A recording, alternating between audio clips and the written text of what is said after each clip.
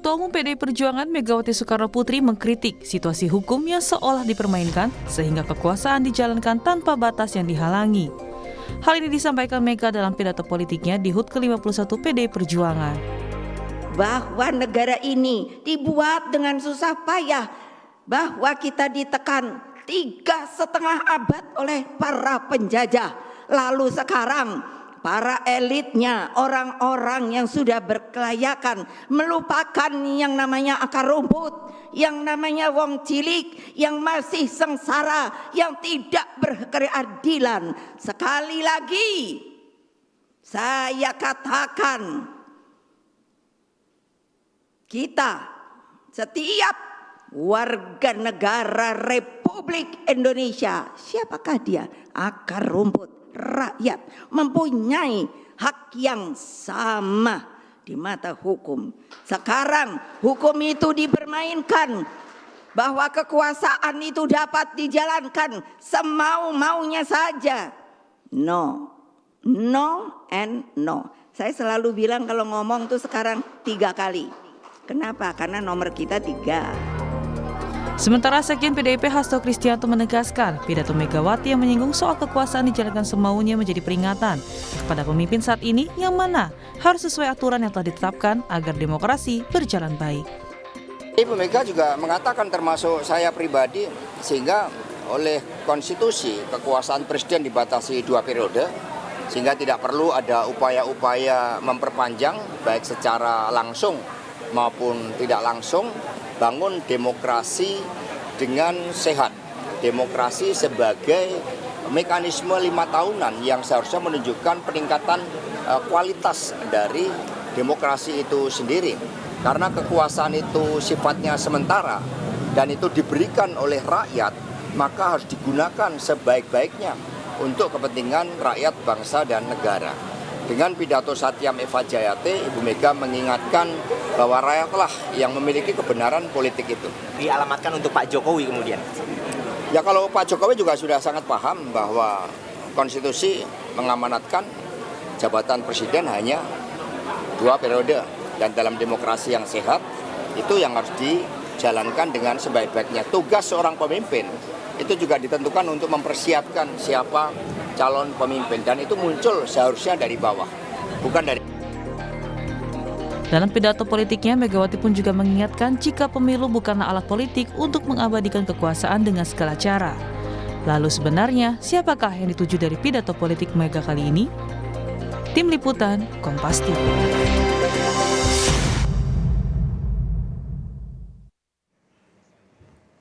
Saudara, pidato Ketua Umum PDI Perjuangan Megawati Soekarnoputri menyinggung soal hukum yang dipermainkan dan juga kekuasaan yang dijalankan semaunya. Apalagi pada tahun pemilu ini jangan halalkan segala cara.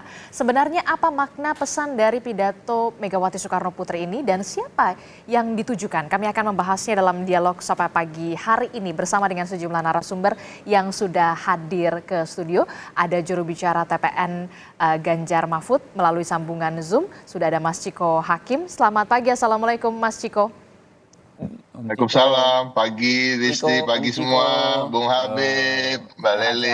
Iya, selamat pagi Ciko.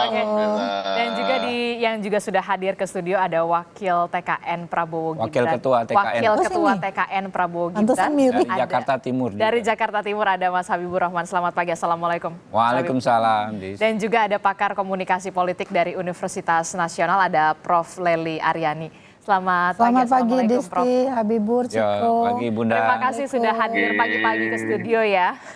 Dan juga Mas Ciko. Saya langsung ke Mas Ciko dulu deh nih. Karena kemarin kan PDI Perjuangan baru merayakan ulang tahun yang kemudian juga ditunggu-tunggu adalah pidato dari Bu Mega. Ternyata bersemangat sekali soal bagaimana menyinggung kekuasaan itu tidak langgeng, kemudian hukum yang dipermainkan. Dan kalimat yang kemudian saya notice adalah eling.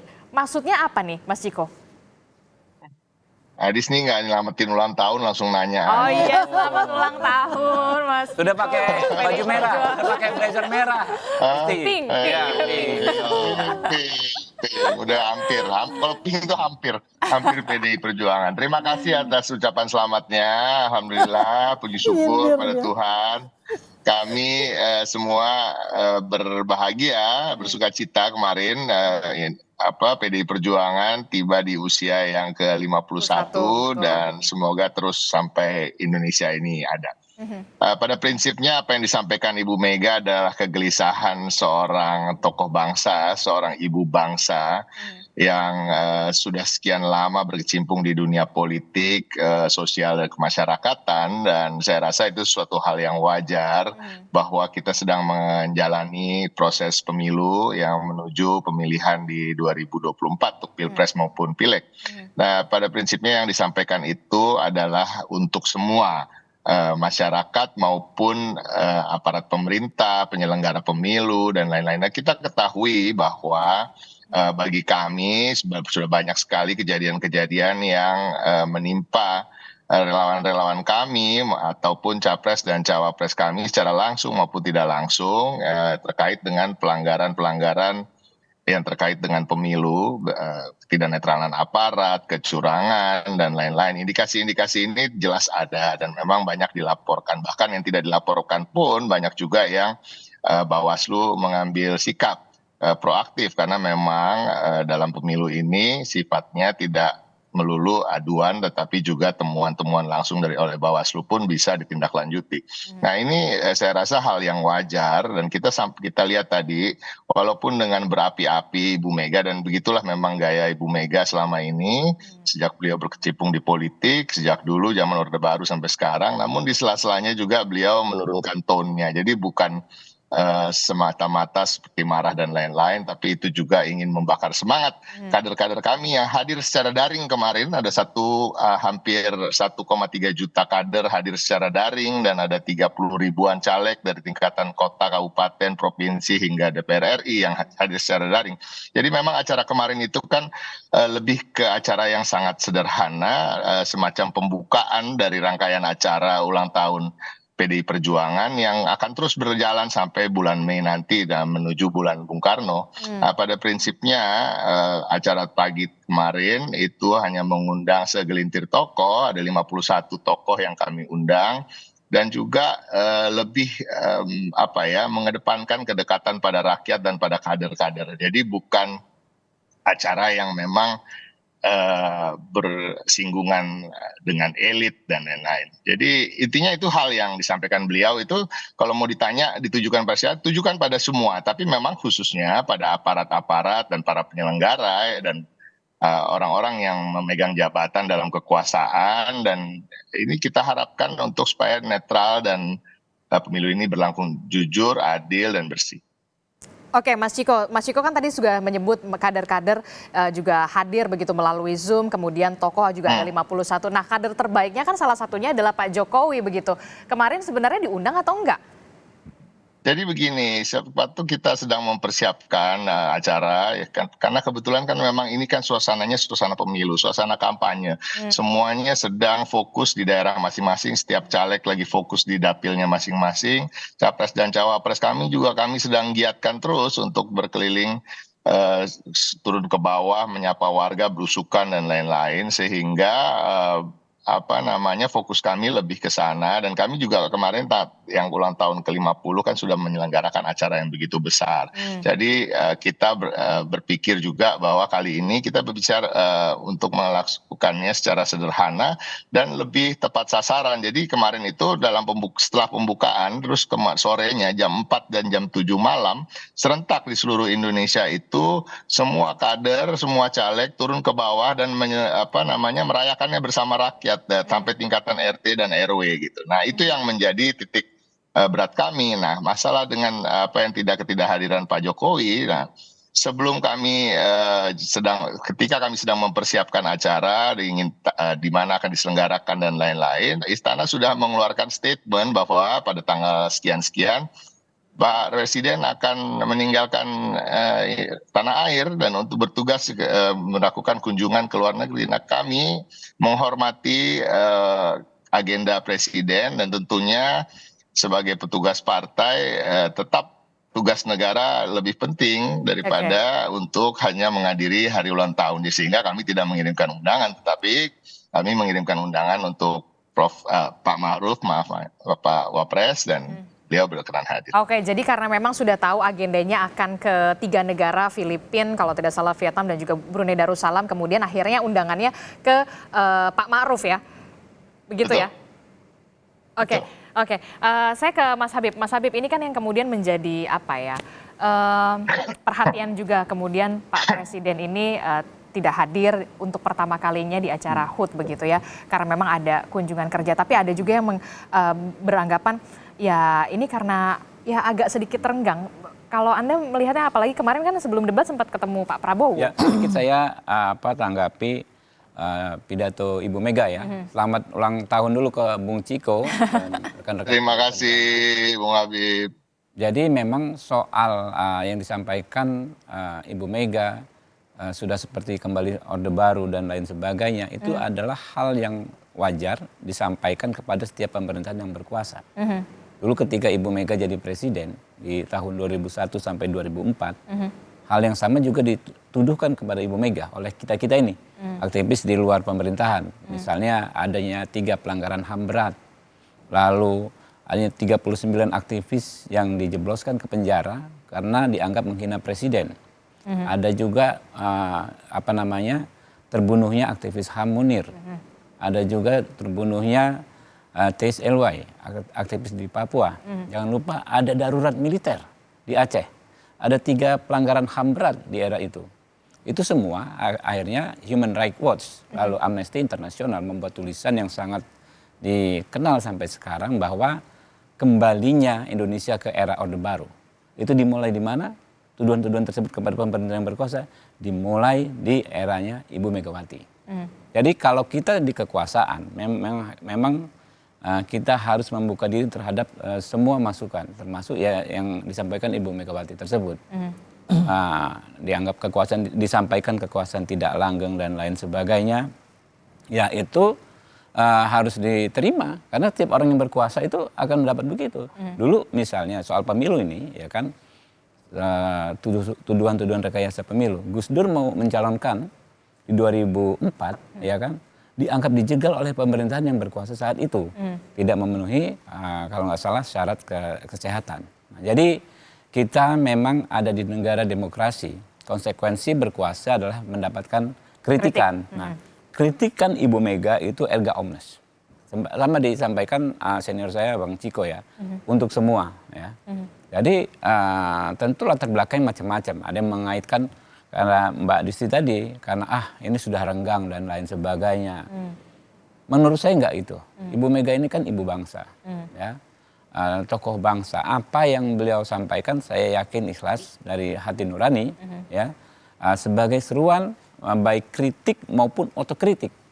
Karena bagaimanapun Ibu Mega dengan pemerintahan yang saat ini ada, ya, termasuk Presiden Jokowi itu nggak bisa dipisahkan menurut saya, ya, nggak bisa dipisahkan. Jadi apapun konteks politiknya, misalnya Pak Jokowi anaknya maju dengan cawapresnya Pak Prabowo, tetapi dalam konteks ideologis, dalam konteks yang jauh lebih strategis itu, ya nggak bisa dipisahkan. Jadi kalau tokoh seperti Ibu Mega berbicara, kita harus ambil itu sebagai nasihat. Sebagai istilahnya wejangan buat jadi kita tidak semua. ada, maksudnya tidak maksudnya tujuannya kemana, ke penguasa misalkan ke pemerintahan begitu? Bukan, justru ke semua. Ya termasuk ke pemerintahan. Ya, termasuk ke pemerintahan. Kita ambil yang baiknya. Kalau ada misalnya gimmick-gimmick lalu digoreng lagi, ini menyerang pemerintahan karena sudah berbeda kapal sekarang. Ya itu kan dinamika. Ya. Udah berbeda kapal jadi? Enggak, itu kan ada yang ngomong begitu, ya kan? Kita pandang sebagai dinamika. Tapi kan kita ini kan tokoh-tokoh bangsa ini kan harus kita dengar wejangan-wejangannya, Bu. Nasihat-nasihat ini kan mahal, ya kan? Beliau punya sejarah panjang dalam mengabdi untuk bangsa dan negara, ya kan? Membesarkan satu partai politik selama puluhan tahun. 51 itu kan kontribusi tahun bukan waktu yang sebentar. besar untuk bangsa ini, ya, sumbangan besar beliau untuk bangsa ini. Ya, kita harus apresiasi itu. Gitu. Jadi jangan dipersempit lah ini ya. Diskursus ini hanya soal kontestasi saja. Menurut saya udahlah, kita ini sebagai bangsa, kita hajar-hajaran di media ya dengan Bung Ciko nih hampir tiap hari. Ini kan sampai Februari ya Om Ciko ya. Masih 33 hari lagi. 5-6 bulan ya kan. Besok-besok kita friend lagi gitu kan. Nggak ada masalah. Udah kita harus seperti itu menyampaikan ini namanya edukasi juga kepada publik ya budaya. Kita harus memberikan pendidikan politik yang baik terutama di pemilu 2024 ini. Prof Lely, apa yang bisa Prof Lely baca dari pidato kemarin dari Bu Mega yang begitu bersemangat menyinggung soal bagaimana kekuasaan, kemudian saya notice di situ berkali-kali kalimat eling. Ya. Pertama, selamat ulang tahun ya buat Bang Ciko dan PDIP. Terima kasih, Prof. Semoga menjadi partai yang besar dan membesarkan bangsa, bukan mengecilkan bangsa, terus membesarkan bangsa. Itu pertama. Yang kedua, sejuk nih rasanya merasa beruntung pernah menjadi gurunya Habibur. Biar bagaimanapun mahasiswanya Prof. Pernah menjadi mahasiswa saya. Iya, gitu ya. Ternyata. Sampai sekarang. Jangan guru dan juga sekali murid. dosen tetap dosen. Dan dia tetap wise, santun gitu dalam berpolitik yang saya lihat ya. Terus saya amatin juga. Hari ini doang. Biasa kita hajar-hajaran Prof. Iya benar. Ini karena ada Prof Lely. Iya. Yang pertama setiap kali ada ulang tahun, entah itu individu, organisasi, kelompok atau masyarakat gitu, ada 3 hal itu yang dibangun di dalam momentum itu. Yang pertama refleksi, yang kedua introspeksi, yang ketiga motivasi. Jadi ketika merefleksikan, kalimat Ibu Mega itu bisa muncul karena refleksi. Jadi mungkin ada situasi yang sudah dibaca dan kita harus ingat juga loh, Pak Jokowi itu belum ada tanda kartu keluar dari PDIP ya. Jadi artinya masih menjadi bagian dari keluarga besar PDIP. Dan saya juga mengawal Pak Jokowi sejak dalam pemilihan gubernur. Di panggung ini Mas Ciko, kita ini bersama-sama di Kompas TV, saya hampir 13 tahun menjadi narsum di sini. Kita mengawal perjalanan Pak Jokowi, kasih sayang Bu Mega itu begitu besar kepada Pak Jokowi. Jadi kalaulah ada yang Bu Mega sampaikan, mungkin karena Pak Jokowi memang tengah berkuasa dan dia adalah kader terbaik PDIP, otomatis kalau ada yang salah yang dilakukan oleh pemerintahan saat ini, itu adalah sentilan buat kadernya dan itu biasa-biasa saja. Itulah bagian dari refleksi. Nah, itu menyangkut juga pada introspeksi. Kalau ini dilakukan, mudah-mudahan kalau emaknya yang ngomong, kalau ada yang salah bisa berubah. Jadi mungkin ada nuansa-nuansa, tadi Mas Ciko udah menyampaikan problem, Habibur juga udah menyampaikan problem-problem yang terjadi ketika Bu Mega. Yang terjadi pada hari ini itu menjadi bagian yang harus menjadi introspeksi bagi siapapun. Entah bagi ketiga pasangan calon itu, bagi para pembinanya, para elit yang sudah lebih dulu berkuasa di negeri ini sehingga bisa menjadi soko guru lah, motivasi. Nah ini yang membangun, apakah dari mereka yang berkandidat ini, kita membaca nih, dari bertarung, dari bertanding, mari bersanding. Saya pernah menulis itu di Koran Nasional dan dimuat. Karena saya membaca, sudah selesai nih, pertarungan sampai bulan Februari ini setelah pencoblosan selesai sebentar. Tapi kalau hasilnya perlu digugat, berseteru lagi. Atau 2 putaran. Atau 2 putaran berseteru lagi. Jadi ujung-ujungnya memang yang terjadi demikian. Tapi kalau kita baca secara inti dari persoalan yang disampaikan oleh Bu Mega itu memang menukik kepada pemerintahan pada saat ini. Tapi juga sebagai bahan introspeksi karena dia yang menjadi bagian juga dari pemerintahan saat ini kan Bu Mega. Benar itu, beliau adalah guru bangsa yang bisa menjadi pencerah bagi semuanya. Ketidakhadiran Pak Jokowi silakan saja semua orang mengkait-kaitkan. Karena komunikasi politik itu kan memang bersifat simbol-simbol yang disampaikan tuh sembarang, semena-mena dan mana suka. Itu prinsip komunikasi politik yang terjadi. Jadi orang yang menerima pesan itulah yang menerjemahkan, bukan si penyampai pesan. Jadi kalau menurut Bu Mega intinya ini adalah introspeksi ke dalam dan keluar, bagi penerimanya bisa berbeda. Tapi intinya Kompas ini adalah media paling adem nih, yang tidak pernah mengompor-ngomporin ya. dinamika hari ini menunjukkan dua orang ini memang berbicara pada kapasitasnya yang menurut saya sudah berusaha mendinginkan. Mas Tapi Ciko, intinya ada koreksi, tapi gitu. ada koreksi dan juga ada introspeksi. Betulkah kemudian introspeksi ini dan juga koreksi ini memang ditujukan kepada bisa dikatakan penguasa pemerintahan Presiden Joko Widodo, Mas Ciko? Itu seperti saya sampaikan tadi, salah satunya ya, dan memang kan kita juga melihat Bawaslu, KPU, Kompas TV juga sering mengundang, beberapa stasiun TV lain juga sering mengundang, dan topiknya dan temanya adalah pelanggaran-pelanggaran yang terjadi dalam pemilu ini. Jadi nggak ada masalah kami dibilang untuk mengkritik pemerintahan Presiden Jokowi dan beserta aparat yang berada di bawahnya, baik itu khususnya di Polri, TNI, ya kan, Kapolri dan lain-lain. Bu Mega juga memberikan contoh-contoh di mana ada pembagian bansos yang tidak melibatkan ketua RT misalnya, langsung turun ke masyarakat yang ini menyalahi etika dalam melakukan pembagian bansos yang tidak dilakukan sebelum-sebelumnya, dan ada salah satu ketua RT yang melawan gitu misalnya, dan itu juga disampaikan oleh Bu Mega. Jadi sebenarnya kalau mau mendengarkan secara utuh jelaslah arahnya kemana saja, tetapi tadi yang saya katakan itu juga mengarah kepada kader-kader kami sendiri untuk juga introspeksi. Tadi dikatakan juga kami tidak akan kalau kita berani mengkritik orang, artinya kita juga berani untuk tidak berbuat hal yang sama. Dan juga satu, untuk tetap waspada. Ini adalah masa kampanye, masa pemilu, di mana memang kita sedang berkontestasi. Tadi disampaikan oleh Habib, berkontestasi dengan keras. Nah, ini nggak ada masalah, sama-sama mempunyai cita-cita untuk membangun bangsa ini, walaupun beda jalan, beda visi, beda misi, beda cara gitu. Nah, tapi intinya apa yang disampaikan Bu Mega, saya setuju dengan apa yang dikatakan oleh Prof. Lely.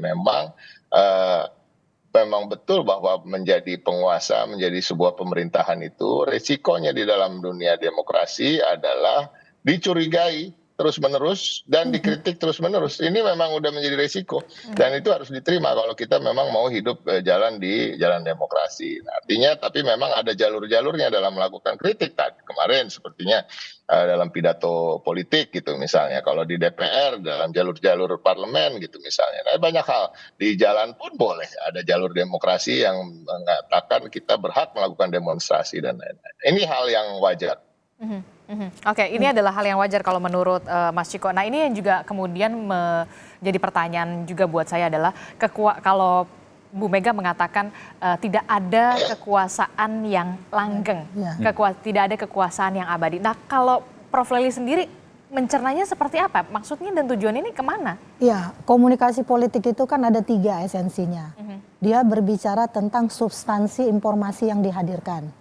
Yang kedua, setting di mana informasi disebarkan. Yang ketiga adalah tentang fungsi yang dijalankan. Bu Mega berbicara dalam kapasitasnya sebagai ketua partai politik yang notabene anggota-anggotanya itu bersebaran. Baik di eksekutif, mungkin juga di legislatif mantan-mantannya, dan juga di yudikatif gitu kan. Nah, di legislatif otomatis masih banyak karena mereka adalah peraih suara terbanyak. Setelah itu Gerindra, baru Golkar kan. Nah, intinya memang kekuasaan yang dijalankan itu cenderung membuat orang lupa. Cenderung. Selalu ada kecenderungan ketika ada orang-orang yang masuk ke dalam sistem, biasanya tidak bisa merubah sistem. Yang ada adalah terseret ke dalam sistem. Betul. Dan ini adalah peringatan agar Anda yang masuk ke dalam sistem kekuasaan harusnya eling. Ingat kata eling aja berapa kali Bu Mega sampaikan ya. Artinya saya bilang tadi ini adalah introspeksi ke dalam dan keluar. Jadi ke dalamnya bagi kader-kadernya, bagi dirinya sendiri, keluar bagi mereka-mereka yang mungkin akan masuk dalam pertarungan kekuasaan selanjutnya. Yang kita tidak tahu siapa yang akan menjadi pemenang. Hanya Tuhanlah yang tahu kan. Bahkan pengelolanya sendiri tidak ada yang pernah tahu. Nah, intinya pesan itu memang penuh makna, dan menurut saya siapapun yang menjadi elit komunikasi politik atau komunikator politik sebaiknya mulai sekarang juga mulai menata substansi informasi yang dihadirkan. Kata Bang Ciko, sesuai dengan fungsinya, setting di mana informasi disampaikan, ya di partai politik, di DPR, jangan di sembarang tempat sehingga akibatnya akan berdampak pada hukum gitu kan. Dan karena fungsi yang dijalankan udah tepat, jadi udah tepat yang disampaikan oleh Bu Mega, udah tepat yang disampaikan oleh Bang Ciko juga oleh Habibur. sebagai TKN-nya masing-masing. Oke, Itu ini juga pesannya. yang oke itu tadi kalau dari pandangannya Prof. Lelina, kalau Mas Habib sendiri mencermatinya seperti apa untuk pidato Bu Mega ini tidak ada kekuasaan yang langgeng. Apakah ini kemudian juga merujuk kepada Presiden Joko Widodo yang kemudian kita tahu Mas Gibran juga saat ini bersanding dengan Pak Prabowo di Pilpres 2024? Jangan dijawab dulu, kita akan Udah jeda apa, dulu sudah apa? sejenak. Tetaplah Udah bersama tahu. kami di Sapa Indonesia Pagi. Modusnya seperti itu. Terima kasih Anda masih bersama kami di Sapa Indonesia Pagi. Saudara, kita masih membahas soal bagaimana pidato dari Ketua Umum PDI Perjuangan Megawati Soekarno Putri di hari ulang tahun ke-51 PDI Perjuangan yang kemudian menjadi apa ya tadi kalau kata Prof. Leli, introspeksi, kemudian juga refleksi dan motivasi dan ditujukan ke siapa, ke penguasa, ke pemerintahan, itulah yang kemudian semoga menjadi apa ya bahan introspeksi, betul ya. Iya. Nah, ini yang juga tadi saya singgung adalah soal bagaimana Bu Mega mengatakan kekuasaan itu tidak langgeng. Apakah kemudian ini ada kaitannya soal Pak Presiden Joko Widodo yang kemudian kita tahu Mas Gibran ini juga bersanding dengan Pak Prabowo di Pilpres 2024. Ya, seperti kita bahas sejak awal, apa yang disampaikan Ibu Mega ini kan otokritik kepada kita semua. Karena kalau kita bicara kekuasaan, de facto kekuasaan saat ini coraknya tersebar. Ya, di setiap paslon ada menteri-menteri yang punya peran strategis. Coba deh, ya. Pak Mahfud Menko Polhukam, ada Pak Yasona. Ya. Sempat ada tuduhan kemarin misalnya fakta integritas, ya. Fakta integritas baik PJ kepala daerah, lalu fakta integritas di lembaga pemasyarakatan. Lalu di kami juga tentu ada kekuasaan, ya. Ada Pak Prabowo sebagai Menhan, kemudian kami misalnya di legislatif, ya ada beberapa menteri, ada Pak Erlangga. Di kubunya paslon 1 juga ada kekuasaan, Bunda. Ada Kemenakertrans, ya. Kemarin dipersoalkan sosialisasi misalnya Dirjen Bina Penta, Bina Penempatan Tenaga Kerja yang berubah seketika menjadi sosialisasi tim Amin, ya kan? Ada juga misalnya launching 1 juta Jurkamdes, juru kampanye desa. Ternyata diduga Jurkamdes ini adalah petugas pendamping desa di bawah koordinasi Kemendes. Kan itu ada bukan hanya pelanggaran pemilu tuduhannya, ada unsur-unsur tipikornya juga karena anggaran negara digunakan ya untuk kepentingan di luar yang seharusnya yaitu kepentingan politik. Nah, itu kan kekuasaan menyebar. Tidak seperti di era Orde Baru berhadapan-hadapan face to face antara di luar kekuasaan oposisi dengan di dalam kekuasaan. Nah, sehingga benar Ibu Mega sudah sangat bijak, sangat tepat menyatakan eling. Kami sendiri, Mbak Disti, ya Bunda, Pak Ciko, kami sendiri selalu mengingatkan kepada para pendukung kami, kepada kader kami, kepada tim kami, hati-hati, ya. Kenapa? Karena di situasi seperti saat ini justru penyalahgunaan kekuasaan bisa menjadi bumerang. Maksudnya misalnya nih, ya kan, membantu pemenangan Prabowo Gibran dengan menyalahgunakan kekuasaan, ya kan? Itu yang kemudian juga disoroti. Terjadi di mana-mana. Kita tahu sekarang ada ini nih, handphone ini. Ya kan, dengan handphone bisa menjadi viral kemana-mana. Dilaporkan ke Bawaslu. Siapa yang bisa kondisikan dan cek Bawaslu? Yang pastikan Bawaslu misalnya 100% berpihak ke satu kekuatan. Belum tentu. Ya, ketika itu tersebar di banyak tempat, ya, lalu dianggap terstruktur, sistematif, dan masif. Upaya orang ini yang mungkin karena naluri, namanya manusia, wajar saja, bisa saja di daerah tertentu dia kebetulan PJ Bupati dia suka Pak Prabowo misalnya kan, dia coba lakukan yang bertentangan dengan hukum misalnya untuk memenangkan Pak Prabowo. Tapi kan aturannya sudah jelas. Makanya itulah resikonya. Ya kan, di era seperti ini ada aturan, malah Anda melanggar aturan, Anda terbukti melanggar aturan, merugikan kami, merugikan Pak Prabowo. Jadi nggak bisa juga kita melihat kekuasaan itu gampang disalahgunakan zaman sekarang, karena masyarakat itu media, ya, kemudian netizen sekarang kan semua orang menjadi wartawan, Bunda. Dengan handphone ini, kalau zaman dulu ya mesti kita kontak ke media, stasiun TV di lokal di mana. Kalau sekarang ketika bisa di-up langsung terjadi di-up saat di media ini sosial. dalam waktu 5 menit tersebar. Nah, makanya kami juga wanti-wanti, kami melakukan apa yang seperti Ibu Mega lakukan, udahlah eling. hati-hati. Kita ini jalan baik-baik saja. Kalau mau menang ya mesti dengan cara yang baik. Sebab cara yang tidak baik bukan saja tidak berkah ya, malah bisa menjadi bumerang bagi kita gitu loh. Jadi kesempatan ini pun kami ya, para jubir juga selalu menyerukan hal ini. Ketika kami mendapatkan kesempatan bicara lewat media seperti ini, kami serukan. Istilahnya lu nanti bantu juga kagak, yang repotin iya gitu kan. Nah itu kan jadi masalah gitu. Oke. Prof Lely memandangnya seperti apa? Soal kekuasaan itu tidak langgeng begitu ya. Apakah kemudian ini yang kemudian menjadi apa ya?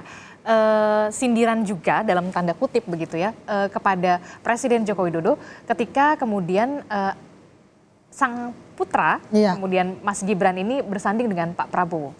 Iya. Itu kan dalam teori peran itu kan memang dinyatakan. Mengapa ia diributkan? Karena ia diperebutkan, yaitu kekuasaan. Jadi kekuasaan itu setingkat pemilihan kepala desa, ketua RT sekarang juga karena digaji udah bikin ribut tuh kan. Nah itu pertama. Memang kita tidak bisa memungkiri cikal bakal kehebohan ini sebenarnya pada persoalan majunya Gibran. Memang iya itu. Ketika Gibran maju di Solo, saya tuh menulis tuh membela Gibran di sebuah media nasional, diterbitkan, koran terkemuka ya.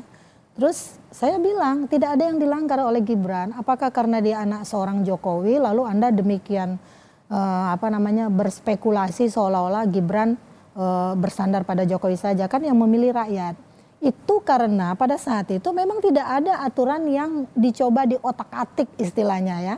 Kemarin ini persoalan itu memang bermula dari MK gitu. Jadi seperti ada keinginan yang kuat seolah-olah entah dari Pak Jokowi, entah dari siapa, entah dari pembisiknya yang mencoba masuklah Pak anak Bapak karena ini hari terakhir. Kalau nanti Bapak tidak berkuasa lagi nggak mungkin bisa masuk. Jadi persoalannya bukan pada Gibran yang anak muda, bukan.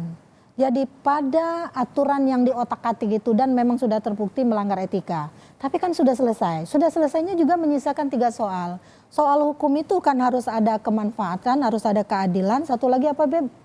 Manfaatan, keadilan dan kepastian. Secara kepastian, ya, secara kepastian sudah pasti kan. Secara hukum keputusan MK final and binding, tidak bisa diganggu gugat. Secara kemanfaatan bermanfaat bagi kelompoknya Pak Prabowo dan Habibur. Ya, bahwa Gibran akhirnya bisa dicalonkan. Tapi secara keadilan bagi kelompok lain tidak adil.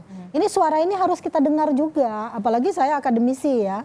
Jadi saya tidak membela siapa-siapa, saya melihat 3 halnya oke, sudah jalan. Tapi satu, tidak adil bagi kelompok Pak Prabowo karena bisa mengajak Gibran, tidak adil bagi yang lain. Dan inilah yang dibaca sebagai upaya bahwa seolah-olah Pak Jokowi ya kekuasaan itu ada batasnya, ada akhirnya. Tapi Pak Jokowi seperti tidak ingin mengakhiri. Jadi ada tuduhan, ada justifikasi politik dari orang-orang yang memang menggugat itu dan ini tidak salah juga. Dan ini realitasnya. Tapi meskipun demikian tinggal dibuktikan. Pak Prabowo bilang kan rakyat yang akan memilih. Memang rakyat akan memilih, mungkin Pak Prabowo akan menang bersama Gibran.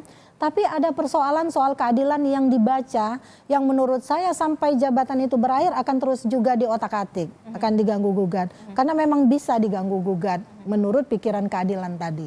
Jadi gini, terkait putusan MK, publik juga sudah membaca detail-detail soal putusan MK-MK. Ya, di mana memang MK-MK justru tidak bisa menunjukkan terjadinya intervensi dari luar. Ya, itu yang jadi dasar dijatuhkannya hukuman terhadap Anwar Usman. Lalu MK juga tidak bisa membantah bahwa praktek pengesampingan azas benturan kepentingan itu sudah dilakukan sejak Pak Jimli menjadi hakim MK yang pertama. Nah ini yang terpenting Bunda berikutnya adalah waktu itu kan ada semacam solusi. Ya udah kita cek di perkara 141. 141 itu diajukan dalam konteks sepertinya ya untuk mengaudit putusan nomor 90 itu. Jadi semacam kesepakatan, oke lah sekarang kita uji lagi dengan hakim MK yang cuma 8 orang. Minus Paman Usman. Ya. Ternyata ya hakim MK yang 8 orang minus Paman Usman itu dalam perkara 141 justru menguatkan perkara nomor 90. Jadi dalam konteks keadilan, kepastian, kemanfaatan sebetulnya sudah sangat clear. Nah, kita bicara teknis hukum memang sulit ya. Menyamakan pemahaman. Tapi sekarang seperti yang dikatakan Pak Prabowo, ya sudahlah. Hakim yang paling tepat itu siapa? Rakyat. Tuhan.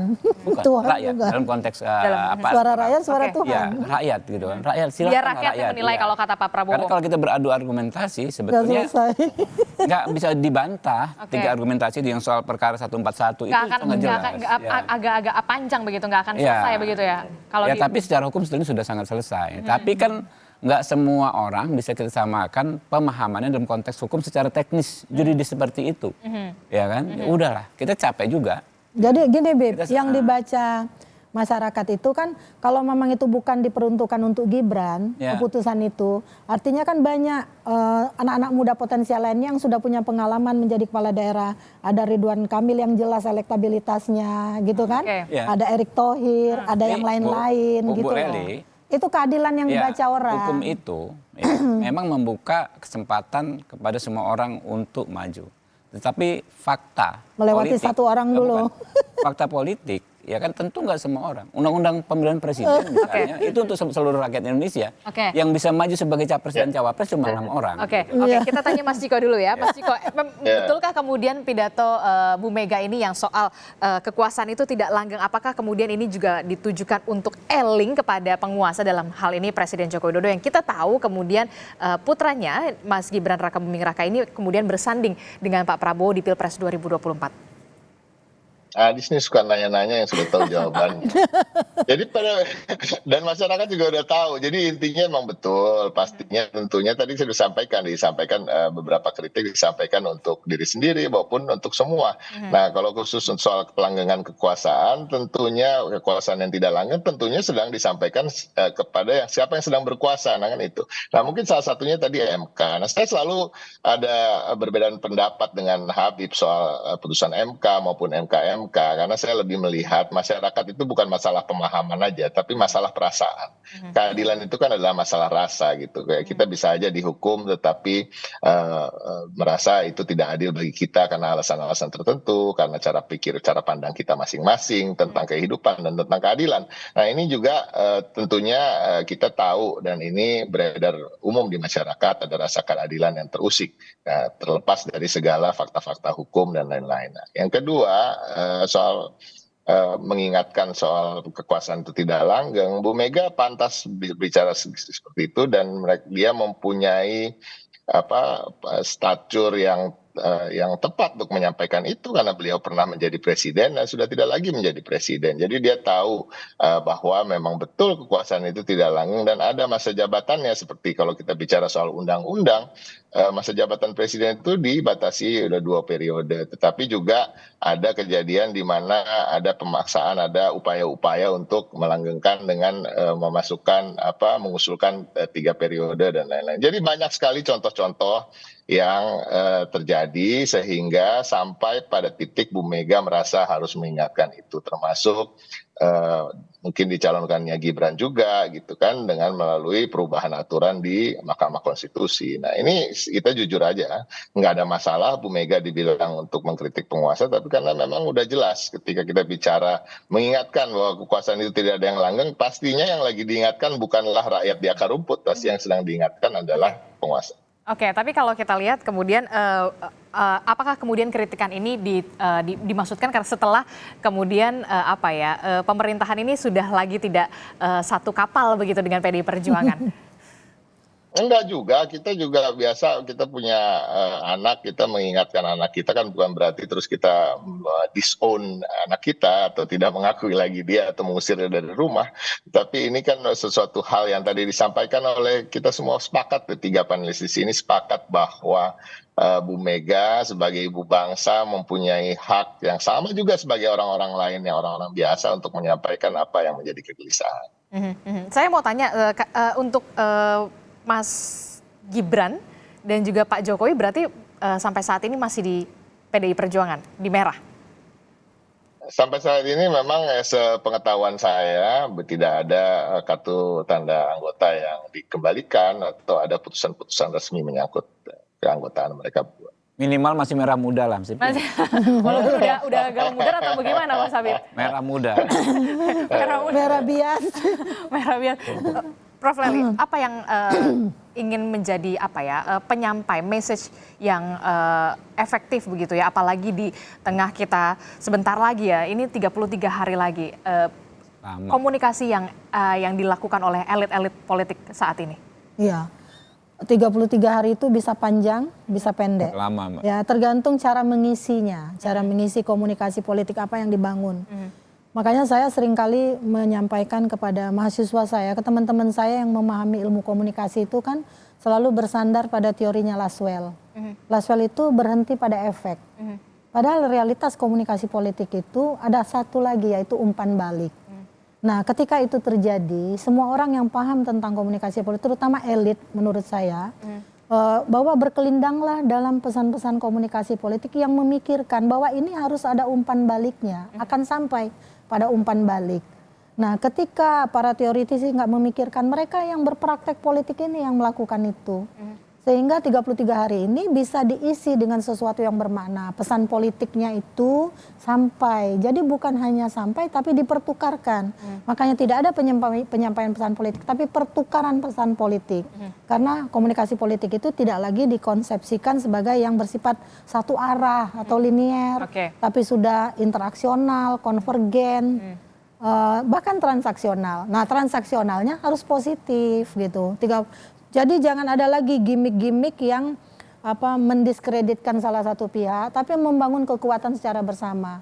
Atau pada akhirnya mereka tuh bertentangan di layar kaca, di belakang mereka cipika-cipiki loh, gitu kan. Itu yang terjadi. Semuanya, para calon juga demikian. Dan saya saksi hidup seringkali berada di antara mereka. Gitu. Tadi Prof. Lely mengatakan bisa jadi ini merupakan komunikasi umpan balik. Ketika sebelumnya kita tahu Pak Jokowi ini bertemu dengan Pak Prabowo, kemudian partai pendukung dari koalisi Pak Prabowo. Apakah kemudian pidato ini juga merupakan salah satu bentuk komunikasi umpan balik yang dilakukan oleh PDI Perjuangan Ketua Umumnya? Iya, sebenarnya ya Pak Jokowi itu kan kader paling disayang sama Bu Mega. Bahkan kalau menurut masa jabatan Orde Baru kan 32 tahun. Pak Jokowi itu menjabat dalam lindungan dalam bimbingan PDIP itu 22 tahun. Total jenderal ya, dari wali kota, gubernur, dan akan berakhir nih sebagai presiden. Nyaris 22 tahun bukan masa yang kecil. Kalau anak gadis itu udah bisa sampai kawin gitu ya, istilahnya ya. Artinya sudah banyak sekali petuah-petuah politik, petata-petiti politik yang sudah dibangun melalui Bu Mega kepada perjuangan Pak Jokowi yang dari awal tadi. Jadi intinya menurut saya selayaknya kalau pesan saya Pak Jokowi hadirlah kemarin. Tapi kan kemarin ketika ketemu dengan ketua partai dikritik, dibilang berpihak. Jadi serba salah juga. Barangkali pilihan itu menjadi sulit. Dia kader PDIP, tapi ketika dia ketemu nanti dengan seluruh kader PDIP, ada asumsi yang salah. Ini gimana sih main dua kaki lagi? Ini anaknya ada di sini, ini dia partai. Jadi memang elit itu harus lebih cerdas dari kita sebagai pengamat, dari kader-kadernya. Mereka harus lebih tinggi inteligensi politiknya gitu. Mas Habib. Ya memang situasi di elit itu kadang-kadang kita sulit pahami. Ya, kenapa? Karena dinamika yang terjadi itu kan nggak semuanya bisa terbuka. Ya. Ternyata banyak hal-hal yang sederhana, tapi kita overanalisis, orang banyak mengasumsikan macam-macam, menjadi rumit sekali. Ya, karena ada panggung depan dan ada panggung belakang. Ada panggung tengah juga. Ada panggung tengah tuh kalau kata Prof. Lely. Panggung-panggung saja ya, tapi memang faktanya saya juga begitu. Saya ini kan karena skill, karena saya sebagai advokat ada di lingkungan tersebut ya, karena posisi saya sebagai orang teknis hukum sejak 2014, 2019, 2024 ini. Saya juga mengikuti komunikasi elit karena saya ada di situ kan ya. Ternyata hal yang sebetulnya tadinya saya lihat rumit dari luar ternyata sederhana sekali. Iya. Seperti yang kita lihat. Ya, penentuan macam-macam lah, penentuan capres dan cawapres juga sebetulnya banyak yang sederhana. Penentuan partai-partai koalisi, banyak yang terjadi bukan karena faktor-faktor besar, ya kan? Tapi karena hal-hal yang ya sepertinya sederhana menurut saya. Ini yang kita memang nggak bisa tangkap semua. Karena kan ini, kalau Anda bicara soal Bu Mega dengan Pak Jokowi, itu kan ceritanya panjang, ya kan? Di dalam konteks kita berjuang ini saya selalu bilang ada persoalan ideologi, ada persoalan politik, ada persoalan organisasi. Ya, mungkin dalam konteks organisasi ada perbedaan, Mungkin dalam konteks politik ada perbedaan, tapi dalam konteks ideologi saya hakul yakin Bu Mega dengan Pak Jokowi masih connect, masih sangat-sangat satu frekuensi. Apa yang membuat Anda mengatakan masih satu frekuensi ketika... Ya karena ini dua tokoh besar, Mbak. Ini bukan tokoh kaleng-kaleng. Anda kalau pernah berdekatan dengan Ibu Mega, ya, pernah berdekatan dalam konteks fisik ya dengan Pak Jokowi, tahulah pasti. Ini bukan orang sembarangan. Ibu Mega itu kita deket aja kayak ada getarannya gitu istilahnya. Pak Jokowi Auranya. juga ada auranya. Dia ngomong hal sederhana itu bermakna dalam gitu. Jadi dua orang ini ya kan ya mungkin saja dalam konteks organisasi, dalam konteks politik nggak sama, nggak satu frekuensi mungkin. Tapi dalam konteks ideologi, dua-duanya sudah ngotok kering lah bahasanya gitu loh. Punya ideologi yang kurang lebih sama. Menurut saya itu keberpihakan mereka berdua, beliau berdua terhadap rakyat, bagaimana mengamankan kepentingan nasional di kancah internasional. Itu sama. Oke. Mas Ciko, Anda sepakat dengan apa yang dikatakan Mas Habib kalau memang sebenarnya Pak Presiden Joko Widodo dan Bu Mega ini sebenarnya masih satu frekuensi walaupun memang kalau kita lihat dalam konteks ideologi. Dalam konteks ideologi. Oke, Mas Ciko. Seharusnya begitu ya, ketika kita bicara ibarat telur, Pak Jokowi ini kan menetas dari PDI Perjuangan. Jadi intinya itu sesuatu hal yang wajar saja. Dan ini justru pada kesempatan kemarin, Bu Mega justru ingin meneguhkan dan mengingatkan kembali pada salah satu kader terbaiknya, bahwa ya eling loh, ya kan, ingat yang abadi itu rakyat. Karena rakyat itu adalah pemangku kebenaran yang sesungguhnya. Kenapa? Karena rakyat itu adalah ciptaan Tuhan yang paling sempurna, dan dia diturunkan mengejarmantahkan apa yang menjadi kebenaran yang dimaksud oleh Tuhan. Gitu. Kalau kita lihat suara Tuhan, suara rakyat begitu ya. Itu yang kemudian jangan sampai kemudian di pemilu 2024 ini janji-janji fana yang buat rakyat merana. Pastinya ya. Itu yang kata-katanya. Itu yang kemudian harus garis bawahi ya. Baik, terima kasih Mas Habibur Rahman, Prof. Lely, Mas Ciko telah bergabung bersama kami. Kita kembali lagi nanti di dialog, di kesempatan dialog lagi nanti ya. Terima kasih. Assalamualaikum, selamat pagi. Hati-hati di jalan. Siap.